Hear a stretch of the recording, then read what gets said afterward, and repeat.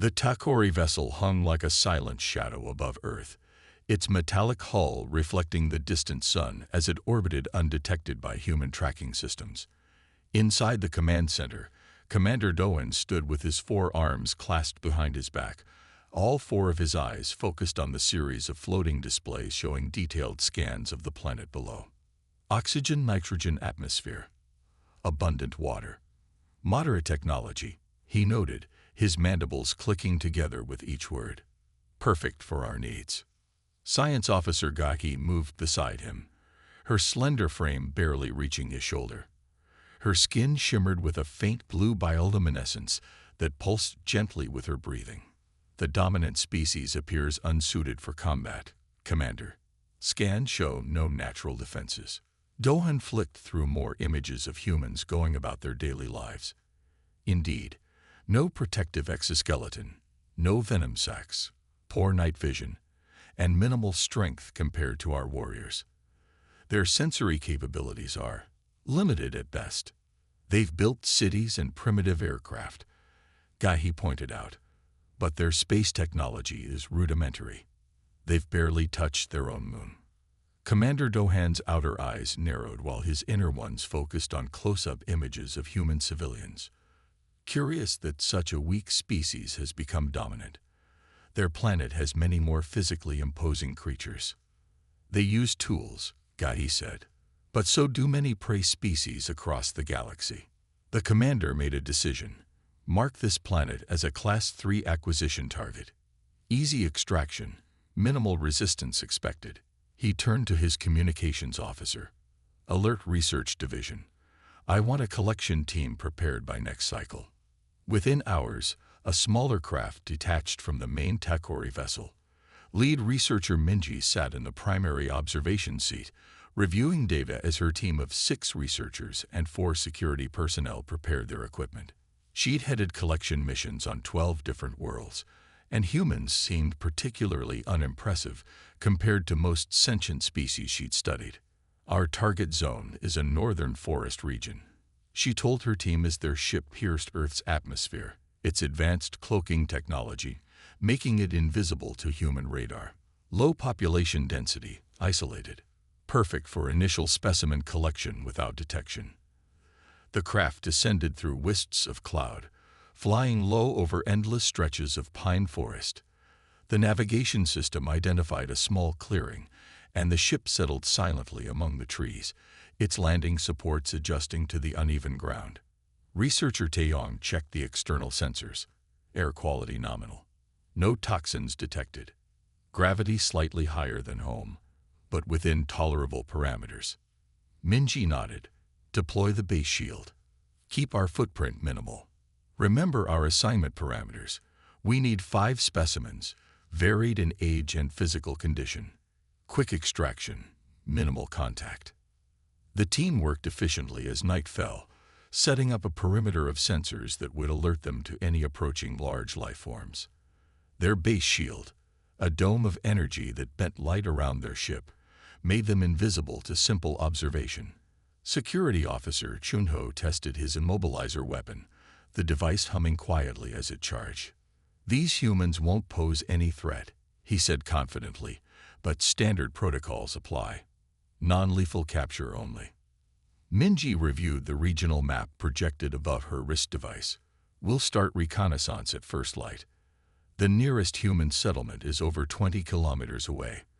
There's a smaller structure our scanners detected about 2 kilometers from here, but it shows only 5 heat signatures, probably a temporary dwelling. What the Takori didn't realize was that the small structure their sensors had detected was a hunting cabin, recently renovated, and now occupied by 5 friends on their annual hunting trip. Inside the wooden building, the humans sat around a crackling fire, unaware of their alien observers. Daho, the oldest of the group at 53, poked at the fire with a stick. Weather report says clear skies tomorrow. Perfect tracking conditions. I saw fresh deer tracks about a mile east of here, said Woojin, pouring himself another cup of coffee.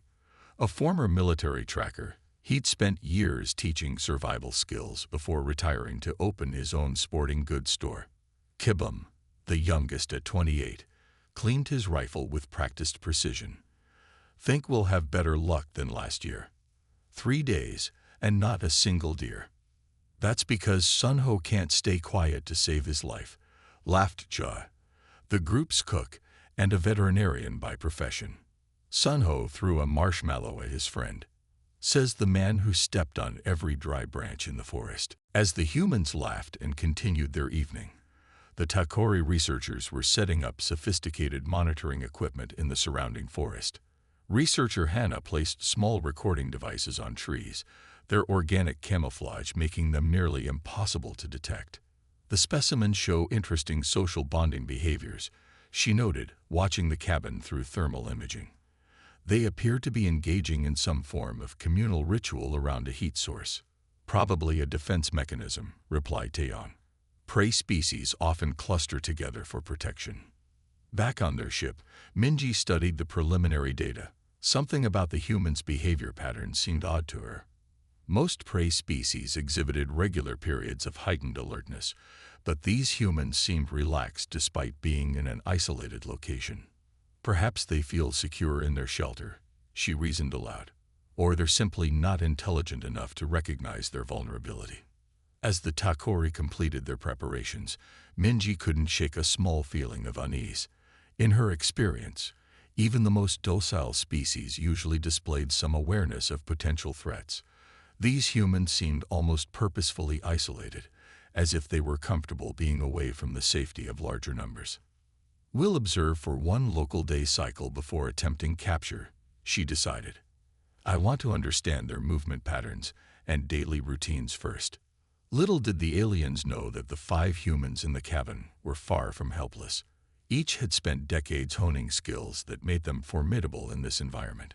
And as dawn approached, they prepared to venture into the forest, not as prey, but as hunters themselves, carrying with them thousands of years of evolutionary history that had shaped humans into one of the most successful predator species their planet had ever known. Morning light filtered through the pine trees as researcher Biam settled deeper into his hiding spot. His camouflage field hummed softly around him, bending light to match the forest's surroundings. To human eyes, he was practically invisible, just another patch of underbrush and fallen leaves. His 3-fingered hand adjusted the observation device, zooming in on the 5 humans who had emerged from their cabin 30 minutes earlier. "Fascinating," he muttered to himself, recording their movements. They separated immediately upon leaving their shelter. The humans moved with surprising purpose through the forest. Unlike the chaotic, noisy tourist groups Biam had observed in his preliminary research, these humans were different. They communicated through small hand signals and occasional whispers.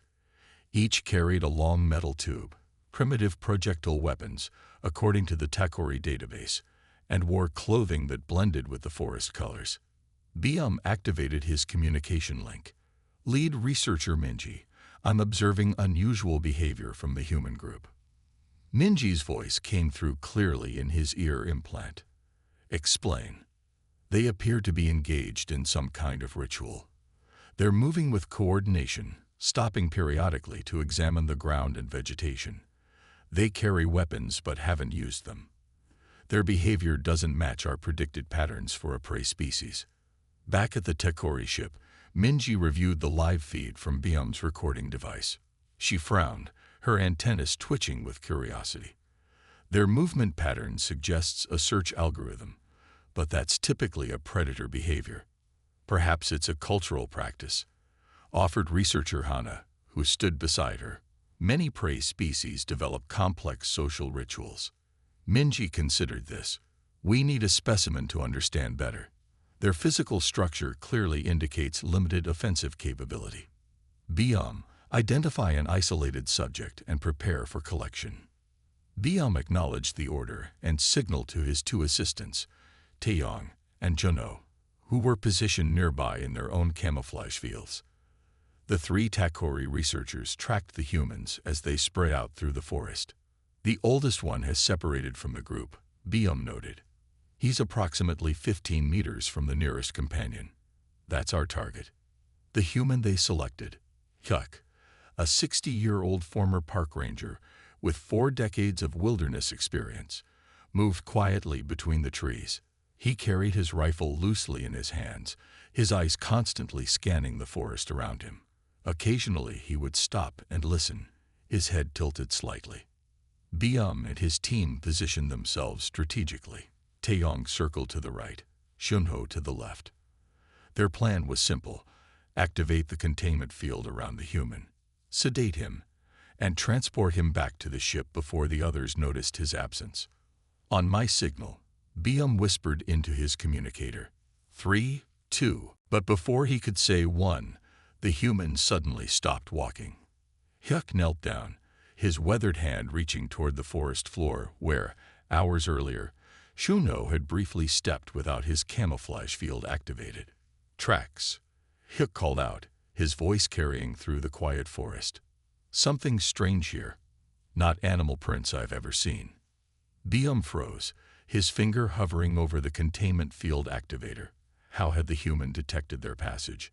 The Takori prided themselves on their ability to move without leaving traces. Their weight distribution technology specifically prevented footprints. Through his observation device, Biam watched with increasing alarm as the human carefully examined the barely visible impression in the soft earth. Hyuk's fingers traced the unusual pattern, his brow furrowed in concentration. "Guys," Hyuk called out again, "you need to see this." Within minutes, the other 4 humans had converged on Hyuk's position. They formed a protective circle, their weapons now held ready as they studied the ground. "That's not from any animal native to these woods," said Woojin, the former military tracker. He knelt beside Hyuk, pulling out a small notebook and making a quick sketch. Kibum, the youngest, looked nervously around. Not human either. "Look at the distribution pattern. 3 toe points, wider than any boot." "Could be a hoax," suggested Sunho, but his voice lacked conviction. Jai, the veterinarian, shook his head. "No animal I've ever treated or studied makes a print like that. And look." He pointed to a nearby fern. "These plants were compressed recently. Something moved through here, something heavy." Biam's hearts raced as he silently signaled to abort the capture mission. The humans weren't fleeing or dismissing what they'd found. Instead, they were methodically analyzing it, their behavior more like scientists than frightened prey. "We need to report this," Taeyong whispered urgently through the comlink. The 3 Takori researchers retreated slowly, careful not to make any noise. As they moved back toward their ship, they heard the humans beginning to follow the trail of subtle disturbances their team had left behind. When they reached the ship, Minji listened to their report with growing concern. "Impossible," she whispered as Biam described how quickly the humans had noticed their tracks. "They're tracking us? Their sensory capabilities shouldn't allow for this." Security Officer Chuno paced nervously. "We underestimated them. They're organizing a hunt pattern now. See." He pointed to the monitor showing the 5 humans spreading out in a search formation, moving steadily toward the area where the Takori had conducted their initial surveys. "Their behavior contradicts all our data," Hannah said, reviewing the preliminary assessments. "They're showing none of the panic responses we'd expect from a prey species encountering signs of an unknown predator. Instead, they're exhibiting curiosity and coordinated investigation." Minji stared at the monitors, watching as the humans methodically worked their way through the forest, following signs that should have been imperceptible to their limited senses. She had studied dozens of species across multiple planets, and this behavior pattern was unsettlingly familiar, but not from prey animals. "We need to reconsider our classification," she finally said. "Something about these humans doesn't align with our initial assessment. No prey species I've ever encountered responds to a potential threat by tracking it down." As darkness began to fall on the forest, the Takori researchers watched with growing unease as the humans continued their search, using small light devices to illuminate the trail. Rather than returning to the safety of their shelter for the night, the humans seemed prepared to continue their pursuit regardless of darkness, a behavior pattern typically associated with the most determined predator species in the galaxy. Twilight settled over the forest as June signaled his companions to halt. The 5 men gathered in a tight circle, their voices barely above whispers. June, his weathered face marked by years spent outdoors, pointed to the ground where strange 3-toed impressions were barely visible in the soft earth. "We need to maintain distance," he explained, drawing on his 20 years of experience as a park ranger. "Whatever made these tracks, it's like nothing I've ever seen in these woods." Woojin nodded in agreement. He had tracked enemies through desert and jungle during his military service, but these signs puzzled even him. The stride pattern suggests bipedal movement, but the weight distribution is all wrong for a human, or any known animal, added Hook, the oldest of the group at 60. He knelt to examine a broken fern, noting how it had been crushed recently. "See how the stem was snapped. Whatever this is, it's heavy." Sunwoo stepped away from the group, pulling out his satellite phone. After a brief conversation, he rejoined them.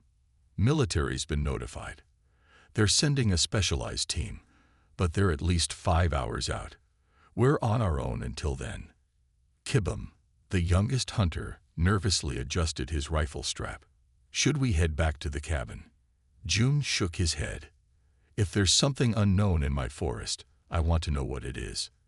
The other men nodded in agreement. This was their territory, had been for generations. The thought of retreating never truly crossed their minds. The 5 hunters moved forward with practiced efficiency, reading the subtle signs that most would miss. Broken twigs, displaced leaves, unusual depressions in the moss. This was knowledge passed down through countless generations, refined over hundreds of thousands of years of human evolution. As the humans advanced, the Takori expedition was in disarray. Lead researcher Minji paced inside their scout ship, her antennae twitching with agitation as she communicated with Commander Dohan on the orbiting vessel. "They should have scattered," she insisted, her voice rising in pitch. "Every predictive model we have indicates that when confronted with signs of a superior predator, prey species flee to safety. Instead, these humans are actively pursuing us, Commander. They're using both primitive tracking methods and communication technology." On the display screen, Commander Dohan's 4 eyes blinked in sequence, a sign of deep concern in Takori body language. "This behavior contradicts our entire classification system for this species. They shouldn't be able to track us at all," added researcher Biam, who had barely made it back to the ship before the humans closed in on his position. "Our camouflage technology is designed to be undetectable to species at their development level. Yet somehow they're following our trail as if we left glowing markers." "Have they seen us directly?" Dohan asked. "No," Minji confirmed. "But they found evidence of our presence that should have been impossible for them to detect. Their sensory capabilities exceed our estimates by a significant margin." Dohan's mandibles clicked rapidly, the Takori equivalent of a troubled sigh. "Withdraw to the ship immediately. All personnel. Something is fundamentally wrong with our initial assessment of these creatures." As the last light faded from the sky, Jun and his companions set up a small observation post at the edge of a clearing. They worked quickly and quietly, setting up a camouflaged blind with a clear view of the area where the strange tracks seemed to converge. 4-hour shifts, Jun instructed. "Woojin, your first watch. Kaibum, you'll relieve him. Then Sunwoo, then me, then Hook. Use the night vision goggles. Record anything unusual." While Woojin took position with the thermal imaging equipment, the others prepared a small, hidden camp 20 meters back from the observation post. They ate cold rations to avoid making a fire. "Whatever this is," Huck said quietly as they ate, "it's smart. The tracks show it tried to hide its trail several times. Military thinks it might be some kind of experimental drone," Sunwoo offered. "But those prints look biological to me."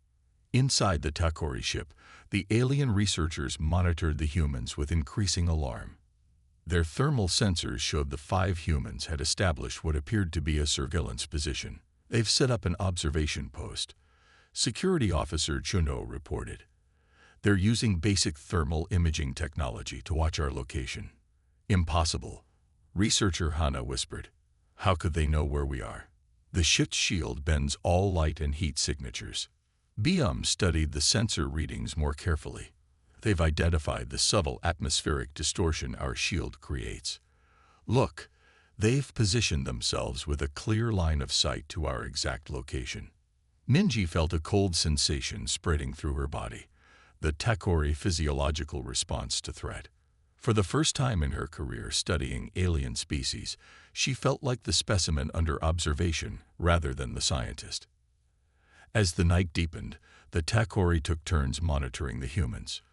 To their growing horror, they realized the humans were doing the same to them, maintaining constant surveillance in rotating shifts. They don't rest, Bium reported with alarm at the 6-hour mark. They sleep in shifts. 4 sleep while 1 watches. They're maintaining continuous observation. That's a predator behavior pattern, Hana said quietly. Not prey. Predators stake out territory and wait for prey to expose themselves. By early morning, the Takori were in a state of high anxiety. None of their research had prepared them for being the ones under surveillance. They're still there, Junho reported as dawn approached.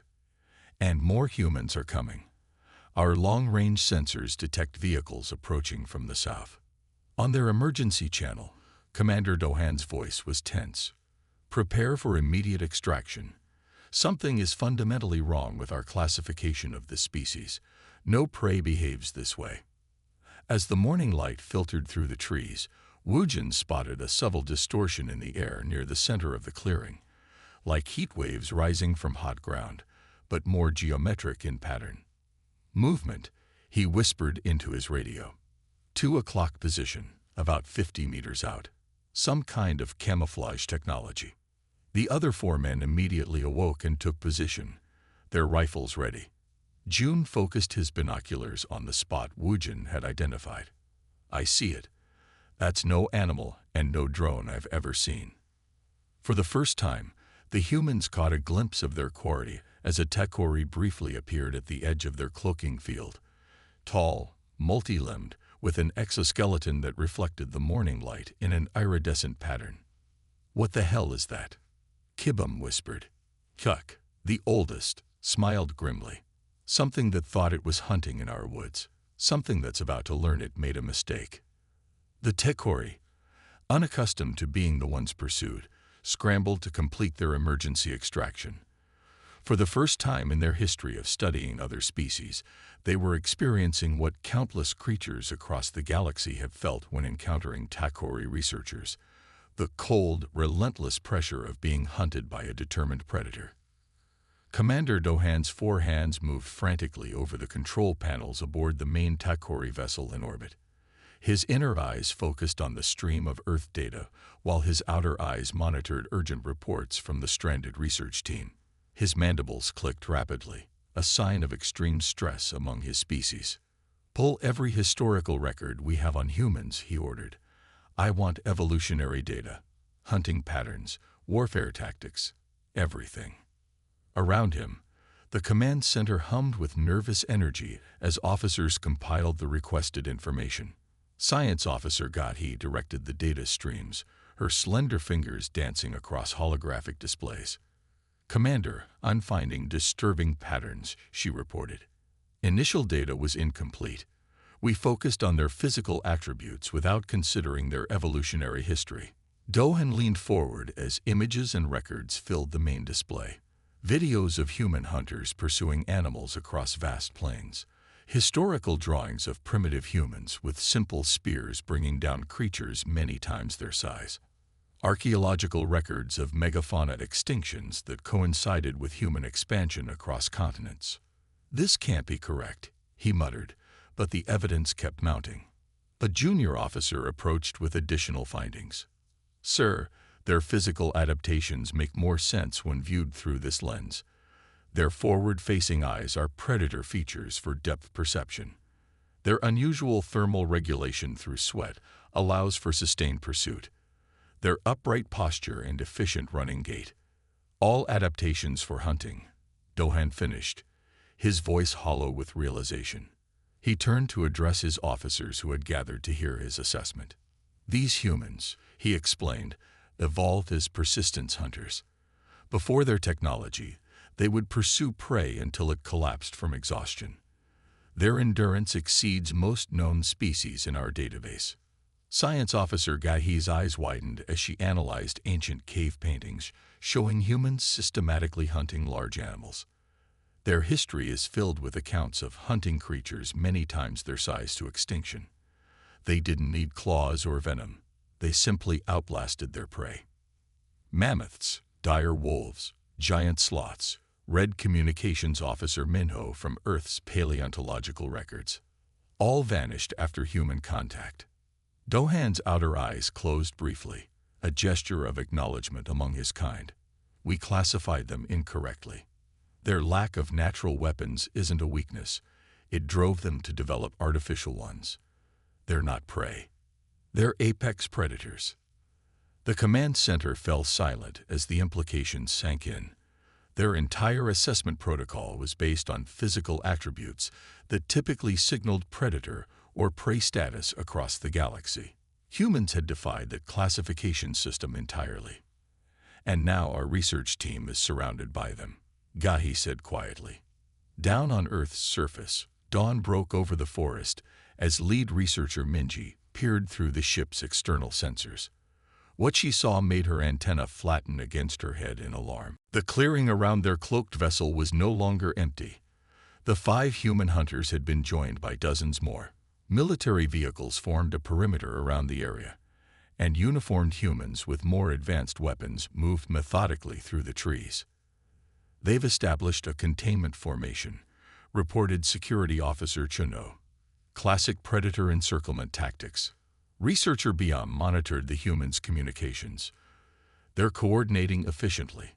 No signs of panic or confusion. They're treating this like a standard operation. How many? Minji asked. At least 40 humans now. More arriving. They've brought scanning equipment too. Minji watched as the humans set up detection devices around the perimeter. Some aimed instruments directly at the Tekori ship, though the cloaking technology still rendered it invisible to direct observation. They can't see us, Taeyong said, though his voice lacked conviction. Our shield technology exceeds their detection capabilities. As if in answer to his statement, a human technician adjusted a device and suddenly pointed directly at the center of their ship. More equipment was quickly brought to focus on that spot. They've detected our energy signature, Hannah realized. They can't see us, but they know exactly where we are. Outside, the humans showed remarkable patience. They established positions, rotated personnel, and simply waited. There was none of the chaos or panic the Takori had expected from a supposedly lesser species. They could attack if they wanted to, Jono noted. They have projectile weapons that could penetrate our hull. But they're waiting. Studying us, Minji said, just as we intended to study them. The communications panel lit up with an incoming transmission from Commander Dohan. His image appeared on the main screen, mandibles tight against his face, a sign of formal gravity among the Tekori. We've completed our revised analysis, he said without preamble. You are dealing with a species that evolved as ambush and persistence predators. Their entire evolutionary history is based on tracking, hunting, and outlasting other species. Minji glanced at the monitors showing the patient humans outside. That explains their behavior. They're treating us like prey. Worse, Doan continued. Their historical records show they're highly adaptable. When they encountered new threats or prey, they developed new methods to hunt them. They've been doing this for hundreds of thousands of years. On the screen, Gahi joined the commander. Their technological development followed their hunting instincts. Every tool they created made them more efficient predators. Their first space programs were military in nature, extending their hunting territory beyond their world. The research team exchanged alarmed glances as this new understanding settled over them. What are our options, Commander? Minji asked. Limited, Dohan admitted. We cannot extract you without revealing our main vessel, which would escalate this situation beyond containment. But we've observed that humans have a strong communication drive. They attempt to establish contact with unknown entities rather than simply destroying them. Outside, a human in military uniform approached the center of the clearing. He carried no visible weapon and stopped a safe distance from the cloaked ship. "They're attempting to initiate contact," Biam observed. Minji watched the human on the monitor. Instead of fear, she saw curiosity in his posture, the same scientific interest that had brought her team to Earth. The realization struck her suddenly. They weren't so different after all. Both species were explorers, knowledge seekers. "Commander," she said, "I believe we need to establish communication before this escalates further." Dohan's 4 eyes blinked in sequence as he considered. "Agreed. But proceed with caution. Remember, you're dealing with a species that has hunted every predator on their planet into submission or extinction. They don't flee from the unknown. They track it, study it, and overcome it." As the Takori prepared to reveal themselves to the humans, they did so with a new understanding. They had come to Earth expecting to find simple subjects for study. Instead, they had discovered fellow hunters, a species whose seemingly fragile exterior concealed a predatory nature that had shaped the very evolution of their planet. The morning sun cast long shadows across the forest clearing as military personnel established a simple meeting area. They placed a folding table and chairs on level ground, surrounded by portable lights and recording equipment. The site was chosen carefully, equal distance between the now visible Takori ship and the human military vehicles. Commander Doan stepped out of the scout ship, his tall, insect-like form drawing quiet gasps from the human soldiers who had never seen an alien before. His 4 arms were held open, empty-handed, in what research had indicated was a universal gesture of peace. Behind him came Science Officer Gahi, lead researcher Minji, and 2 security personnel. All wore translation devices at their neck joints. From the military cordon, Colonel Jinwoo approached with 4 other officials. The colonel walked with calm confidence, his posture relaxed but alert. 20 years in special forces had prepared him for many situations, though first contact with aliens hadn't been covered in any training manual. The 2 groups met at the table, sizing each other up. The aliens stood nearly 7 feet tall, with iridescent exoskeletons and 4 arms. Their heads featured compound eyes and moving mandibles. The humans, by contrast, looked fragile and soft, but their eyes carried a sharp intelligence that made the Takori increasingly uneasy. "Welcome to Earth," Colonel Jinwoo began once everyone was seated. "Though I understand you've been here observing us for some time already." Commander Dohan's translator converted his clicking speech into smooth English. "We misunderstood your species," he acknowledged directly. "We believe your physical attributes indicated a prey psychology. We came to study, not to harm." Colonel Jinwoo smiled slightly. "A common mistake. We don't look dangerous until we decide to be." The blunt statement caused Gahi's antennae to twitch nervously. "Your history," she added, bringing up images on a small projection device, "reveals a species that hunted megafauna across continents, that developed tools specifically to track and kill from a distance. We had categorized you incorrectly based on superficial traits." "We evolved as hunters," Jinwoo confirmed, nodding. "Our ancestors chased prey until it could run no more. Later, we developed tools to make it easier. Now we've turned much of that drive toward exploration and discovery." Jinwoo gestured to one of his team, Dr. Park, an evolutionary biologist. She spread out several diagrams showing human evolution. "Our endurance running capabilities are unique," she explained.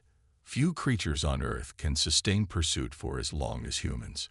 We lack speed, but we never stop. Our bodies cool through sweating, allowing us to maintain effort while other animals must rest to avoid overheating."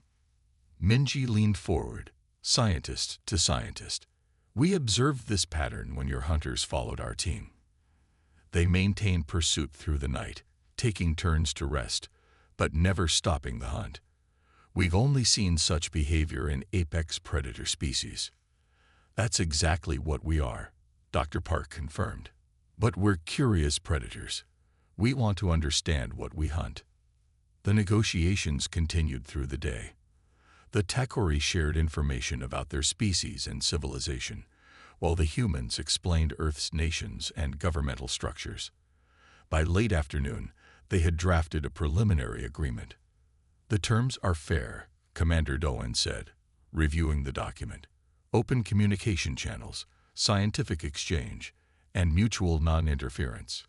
Colonel Jinwoo nodded, "with protocols for future contact and visitation. No more sneaking around our forests scaring the local wildlife." The small joke caused researcher Bium to click his mandibles in embarrassment. "We truly thought humans would scatter in fear at signs of our presence. Your hunters did the opposite. They organized a coordinated tracking operation with remarkable efficiency." "Basic hunting instincts," said Hook, the oldest of the original 5 hunters, who had been invited to join the negotiations. "See something strange in your territory. You don't run. You figure out what it is and whether it's a threat." As they finalized the agreement, which would later be formalized between Earth's governments and the Takori Confederation, Commander Dohan made an observation. "In our exploration of sentient species across 27 star systems, we've never encountered another species quite like humans. Most fall clearly into predator or prey categories. Yet we developed from prey ancestors," Dr. Park pointed out. "Our distant relatives were small mammals hiding from dinosaurs. We transformed into something new. A predator that thinks," Minji said, "that plans and adapts, that turns curiosity into a hunting tool." As the sun began to set, the 2 groups signed the preliminary agreement that would later be known throughout the galaxy as the Hunters' Accord. The Takori prepared to return to their main vessel, but before leaving, Commander Doan approached Colonel Jinwoo privately. "There are other species exploring this sector of space," he said quietly. "Some less scientific in their approach than the Takori. I believe it would benefit all parties if we shared this new understanding of humanity with them." Jinwoo understood the implied warning. "You mean you'll tell them we're not as harmless as we look?" "Precisely. Earth would not be a profitable target for exploitation." 3 months later, on the Takori homeworld, Commander Doan presented his findings to the Galactic Exploration Council, representatives from 12 spacefaring species who coordinated research and resource expeditions. "Earth must be reclassified," he stated firmly, showing video footage of the human hunters tracking his team through the forest. "Humans represent a unique category of sentient predator. They lack natural weapons but compensate with tool use and cooperative hunting strategies refined over thousands of generations. A representative from the Vorsic Dominion, a traditionally aggressive species, clicked dismissively. "They have primitive technology. Their weapons could not penetrate our battle shields." "Perhaps," Dohan acknowledged. "But they tracked our team using technology we thought beyond their capabilities, combined with ancient hunting skills. And when they found us, they didn't attack immediately. They set up containment, studied us, and waited." "Patient predators," Science Officer Gahi added, "the most dangerous kind." In the years that followed, humanity's reputation spread throughout the nearby stars, not as conquerors or warriors, but as something perhaps more unsettling. Patient, resourceful predators who never gave up once they began a chase. Earth became known as a place of interest, but approached with caution and respect. Several species established trade relationships, exchanging knowledge and culture. Others maintained distance, uncomfortable with a species whose soft appearance masked such a relentless predatory nature. 10 years after first contact, Colonel Jinwoo, now Ambassador Jinwoo, attended a galactic conference aboard a Takori space station. During a reception, he found himself speaking with representatives from 6 different worlds. "Is it true," asked a Meraxian diplomat, "that human children practice hunting behaviors as recreation?" Jinwoo smiled. "We call it hide and seek. One child closes their eyes while others hide, then tracks them down using observation and deduction." The aliens exchanged glances that translated across species as profound unease. Even your recreation is based on hunting, Commander Dohan noted, joining the group. Your sports, your games, your exploration, all extensions of the predator instinct. Jin Wu raised his glass in acknowledgement.